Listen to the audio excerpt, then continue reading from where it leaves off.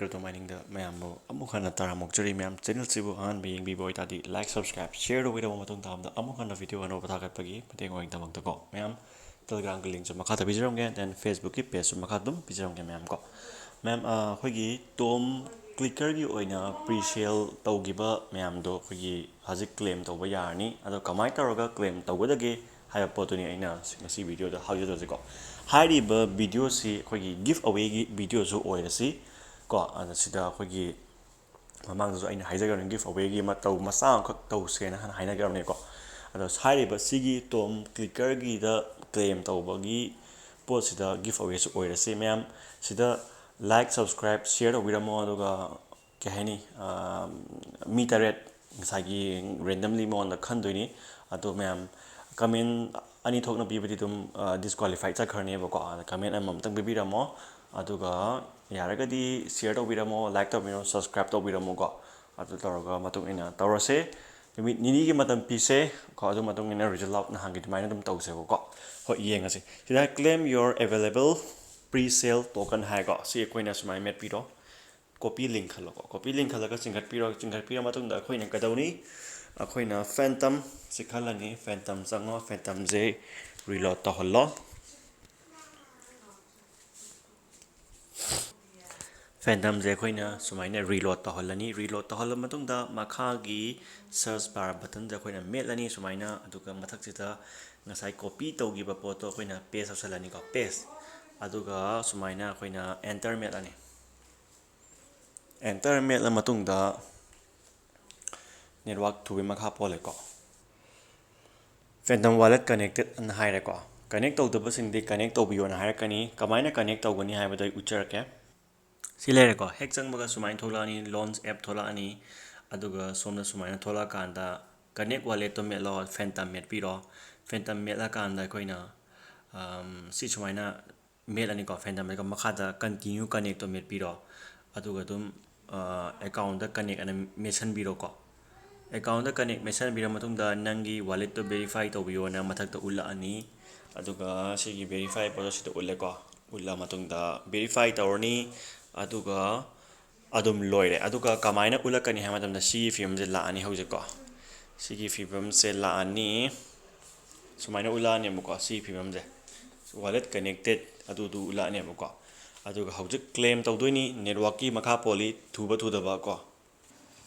adagi akoina sida kamai tawni hai matamda pre-sale claim token haire ko sida live view loi lere ko akoina view yenge su claim tawge tawgada bu claim tawge hai ta di nangi solana da at least $1 bokti hapiyo bako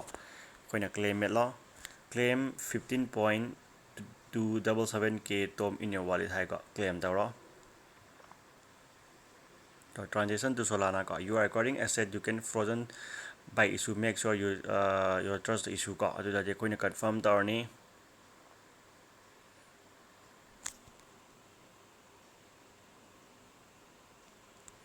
okay claim success you have claim your area view mail aju yare ko view mail aga yengasi hana view hana tawrsi ko pre-sale token sini claim recipe sini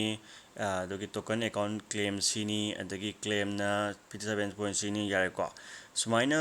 tha khudingi ahanba phangiba percent jina kano oidoini ko ahanba phangi percent jina kano oidoini khogi 20% oidoini ko silai ko tom ge 10% ko $10 phange ko $10 phange ado minus kitang chachabe wani tom ge $10 phange ko ada aina actual invest tawgibedo kyano yengase ko actual invest tawgibedo 23 muki chang dane bako ada fee ke ga yaroga 25 muk hairase bako adi adubokta dum solana tale hawri dena ko 23 muk dum exact hairone hawik 10 phange bako hawik 10 ketani only 20% ketani ko kano dugi phangi se ko adu tadi 20% je mangarak natra phangdoi ja adu 20% je mangane ba adu tadi ama phangamine mari wali bako adigi 10 into for $40 watli ba hojik ko $40 phangdo watli bako $40 phangdo wali han ba $10 phange $40 phangdo watli bako hojik se adu tadi $40 se plus 10 tawro adu tadi $50 into lupa lising mari ga sani oidoi ba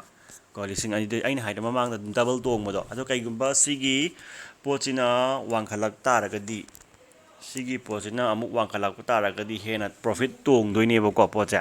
ꯑꯗꯨꯅ ꯑꯩꯅ ꯈꯜꯂꯗꯤ ꯄ꯭ꯔꯣꯐꯤꯠꯁꯨ ꯍꯦꯟꯅ double triple time ꯇꯣꯡꯗꯧ ꯃꯥꯜꯂꯦꯀꯣ ꯑꯗꯨꯝ ꯌꯦꯡꯉꯁꯦ ꯃꯌꯥꯝ ꯀꯣ ꯁꯤꯗ ꯅꯪ ꯃꯈꯥ ꯇꯥꯅ ꯁ꯭ꯋꯥꯞ ꯇꯧꯕ ꯀꯔꯤ ꯇꯧꯕ ꯂꯣꯏ ꯌꯥꯔꯅꯦꯕꯀꯣ ꯁꯤꯅꯤ ꯑꯩꯈꯣꯏꯒꯤ ꯇꯣꯝ ꯇꯣꯀꯟꯒꯤ ꯄ꯭ꯔꯤꯁꯦꯜꯒꯤ ꯀꯃꯥꯏꯅ ꯇꯧꯔꯒ ꯀ꯭ꯂꯦꯝ ꯇꯧꯒꯅꯤ ꯍꯥꯏꯕꯁꯦꯀꯣ ꯁꯨꯃꯥꯏꯅ ꯂꯥꯛꯑꯅꯤꯀꯣ ꯁꯤꯗ ꯅꯣꯏꯅ ꯉꯁꯥꯏꯒꯤ ꯑꯩꯈꯣꯏꯅ ꯀꯩꯅꯣꯒꯤ ꯇꯣꯝ ꯀ꯭ꯂꯤꯛꯀꯔꯒꯤ ꯑꯣꯏꯅ ꯏꯌꯔꯗ꯭ꯔꯣꯞꯇꯣ ꯀ꯭ꯂꯦꯝ ꯇꯧꯒꯦ ꯍꯥꯏꯇꯥꯔꯗꯤ ꯋꯥꯠꯂꯤꯕꯀꯣ ꯇꯨ ꯑꯩꯈꯣꯏ ꯁꯤꯗꯁꯨ ꯍꯥꯏꯔꯦꯇꯣ ꯑꯩꯅ ꯃꯃꯥꯡꯗꯁꯨ ꯇꯣꯝ ꯀ꯭ꯂꯤꯛꯀꯔꯗ ꯍꯥꯏꯕꯗꯣ ꯅꯪꯒꯤ ꯒꯦꯠ ꯗ ꯄꯣꯏꯟ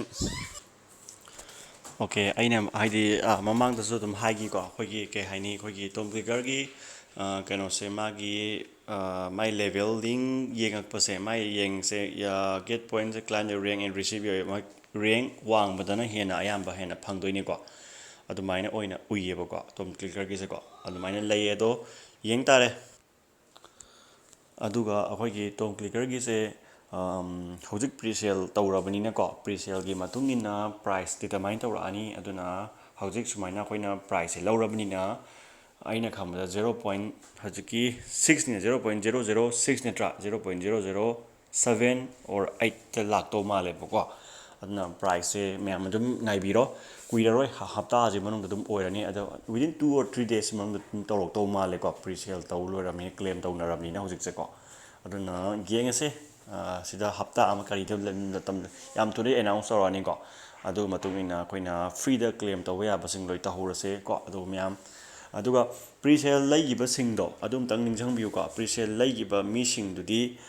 ꯑꯦꯕ꯭ꯔꯤ ꯃꯟ ꯈꯨꯗꯤꯡꯒꯤ ꯀ꯭ꯂꯦꯝ ꯇꯧꯕꯤꯌꯨꯀꯣ ꯍꯧꯖꯤꯛ ꯁꯦꯞꯇꯦꯝꯕꯔ ꯅꯠꯇ꯭ꯔ ꯑꯣꯛꯇꯣꯕꯔꯗ ꯑꯃꯨꯛ ꯀ꯭ꯂꯦꯝ ꯇꯧꯕꯤꯌꯣꯕꯀꯣ ꯑꯗꯨꯝ ꯍꯧꯖꯤꯛꯀꯤ ꯋꯦꯕꯁꯥꯏꯠꯇꯨꯗ ꯑꯗꯨꯝ ꯆꯪꯉꯣ ꯑꯗꯨꯒ ꯑꯗꯨꯝ ꯃꯥꯒꯤ ꯀ꯭ꯂꯦꯝ ꯕꯇꯟꯗꯨ ꯑꯗꯨꯝ ꯃꯦꯜꯂꯣ 10% ꯀ꯭ꯂꯦꯝ ꯇꯧꯗꯣꯏꯅꯦꯕꯀꯣ ꯑꯗ ꯅꯪꯅ ꯚꯦꯂꯨ ꯋꯥꯡꯈꯠꯂꯒꯗꯤ ꯅꯪꯒꯤ ꯑꯗꯨꯝ ꯇꯣꯡꯖꯔꯦ ꯀꯣ ꯑꯗꯨ ꯑꯣꯏꯇꯥꯔꯗꯤ 10%ꯗꯣ ꯑꯗꯨꯝ ꯀ꯭ꯂꯦꯝ ꯇꯧꯗꯣꯏꯅꯤ 5ꯔꯛ ꯇꯥꯏꯝ ꯍꯧꯖꯤꯛ ꯀꯌꯥ 10% ꯀ꯭ꯂꯦꯝ ꯇꯧꯗꯣꯏꯅꯤꯅ ꯑꯗꯨꯗꯤ 80%ꯗꯤ ꯋꯥꯠꯍꯧꯔꯤꯗꯅ 80%ꯗꯣ ꯑꯗꯨꯒꯤꯗꯤ ꯌꯦꯡꯉꯣ ꯅꯪꯅ ꯑꯪꯀ ꯄꯥꯊꯣꯛꯑꯣ ꯑꯗꯨꯒ ꯑꯗꯨꯝ ꯀ꯭ꯂꯦꯝ ꯇꯧꯖꯔꯣ ꯑꯗꯨꯝ ꯌꯦꯡꯉꯁꯦꯕꯀꯣ ꯃꯌꯥꯝ ꯁꯤꯒꯤ ꯚꯤꯗꯤꯑꯣꯁꯤꯅ ꯒꯤꯐ ꯑꯋꯦꯒꯤ ꯚꯤꯗꯤꯑꯣ ꯑꯣꯏꯔꯁꯤꯀꯣ ꯑꯗꯣ ꯃꯌꯥꯝꯁꯤꯗ ꯀꯃꯦꯟ ꯑꯃꯃꯝꯇꯪ ꯄꯤꯕꯤꯔꯝꯃꯨ ꯑꯗꯨꯒ ꯂꯥꯏꯛ ꯑꯃꯃꯝ ꯁꯤꯌꯔ ꯑꯃꯃꯝ ꯇꯧꯕꯤꯔꯝꯃꯣ ꯁꯕꯁꯀ꯭ꯔꯥꯏꯞ ꯇꯧꯗꯕꯁꯤꯡ ꯇꯧꯕꯤꯔꯝꯃꯣ ꯑꯗꯨꯒ ꯌꯦꯡꯉꯁꯦ ꯃꯊꯪꯗꯗꯤ ꯑꯩꯈꯣꯏꯒꯤ ꯒꯤꯐ ꯑꯋꯦꯁꯦ ꯌꯥꯝ ꯆꯥꯎꯅ ꯃꯤ 50-90ꯒꯤ ꯇꯧꯕꯗꯣ ꯑꯗꯨꯃꯥꯏꯅ ꯇꯧꯅꯕ ꯇꯧꯔꯁꯦ ꯒꯤꯐ ꯑꯋꯦꯗꯀꯣ ꯃꯌꯥꯝ ꯂꯣꯏꯁꯤꯟꯖꯔꯒꯦ ꯒꯨꯗ ꯅꯥꯏꯠ ꯉꯁꯤꯒꯤꯗꯤ ꯊꯦꯡꯛ ꯌꯨ ꯑꯗꯨꯒ ꯒꯨꯗ ꯅꯥꯏꯠ ꯀꯣ